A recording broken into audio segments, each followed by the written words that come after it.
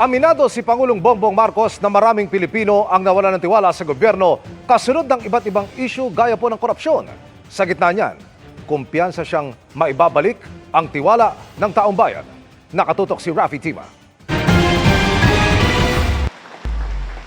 I know that these are difficult times that we live in.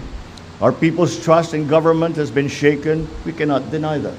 Sinabi yan ni Pangulong Bongbong Marcos sa kanyang pagdalo sa ika-124 na anibersaryo ng Philippine Coast Guard sa South Harbor sa Maynila kanina.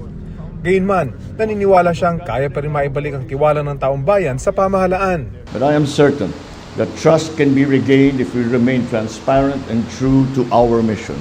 Inihalimbawa ng Pangulo ang mga ginagawa ng PCG hindi lang sa pagbabantay sa mga dagat sa bansa tulad sa West Philippine Sea, kundi ang pagtulong ng ahensya sa mga biktima ng mga sunod-sunod na kalamidad sa bansa.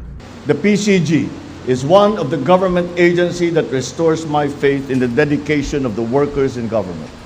When I see the PCG in action, I see what the best of government can look like. That is disciplined, with integrity, with excellence, working as one. Matapos ang talumpati, pinarangalan ng mga natatanging tauhan ng PCG sa pangunguna ng Pangulo.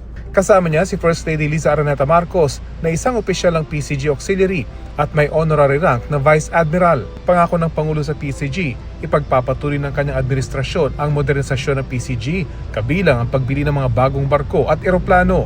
We now stand to triple our fleet in the next 5 years and will become one of the most capable Coast Guards in this part of the world. Maraming salamat po, sir. Bago niyan, dumalo ang Pangulo sa National Housing Expo 2025 sa World Trade Center sa Pasay. Pinangunahan niya ang pagbibigay ng bahay sa mga benepisyaryo ng Expanded 4PH o ang pabahay para sa Pamilyang Pilipino program. Ayon sa DSUD, mula noong 2022, nasa 400,000 pamilya na ang nagkaroon ng sariling tirahan.